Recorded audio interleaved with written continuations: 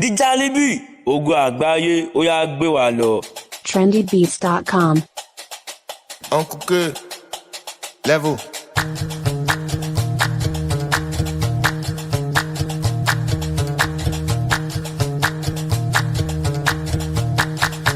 Oh my God.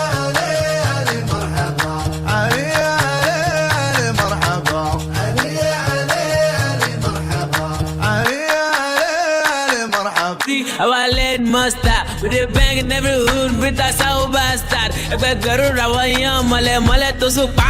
Èmi ready láti gbẹ́rù mi ẹ bá mi gbó sùká. Jesus Christ ọmọ nígẹ̀, Jésù mọ̀ ṣe miracle. Samson ọmọ níbọn kò máa sá nígbà tó rẹ́kùn. Èmi chase dream mi mọ̀ kí ẹbẹ̀ ní bọ́dí kún. Èyí òpó náà kọ̀ǹdà ó yẹ kókó tẹ́fẹ́ kún. Àwọn oníjẹ́ ń wé pé sanra èmi bẹ́ ṣu èmi fa. Èyí lè ṣọ èmi farabalẹ̀ mo jẹ́rọ èmi ńlá. Èmi parí olódo jẹ́ ìtayín lólobó. Ọlọ́pàá lè máa gùn sí ẹ mọ̀ sáà tẹ bá rí mo bọ́. Àwọn ọlọ́pàá sílẹ̀ kò bọ́lẹ̀, they don't wanna see the boy rolling. Mo ń rap, mo ń kọrin, mo ń kíngì, mo ń wọlé. Mo máa terrorize yìí, mo máa pressurize yìí. Kí ni dé tẹ̀lá ní mọ́lẹ̀ ta ló mẹ́ràn rice yìí? Àtìyàn pé Taliban.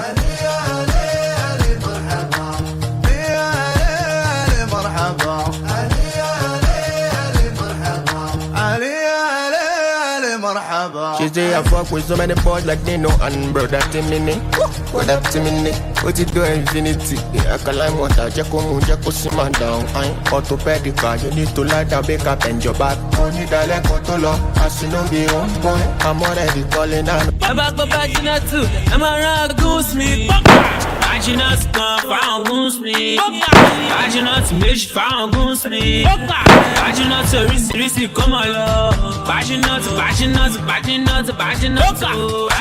come found goose me. Bajina to make found goose me. My cat, my son, my conquer. Come on yo. Bajina to But I'm already a crazy nigga.